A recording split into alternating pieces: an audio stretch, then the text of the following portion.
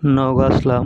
এখানে বৌদ্ধ পাহাড় 570 সালে এখান থেকে অল বাংলাদেশ যে রাজা শাসন করত।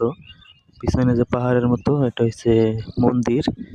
আহ, এখান থেকে অনেক বিশাল এরিয়া, এই এরিয়া নিয়ে অনেক অনেক জমি নিয়ে একটা এরিয়া, অনেক বিশাল।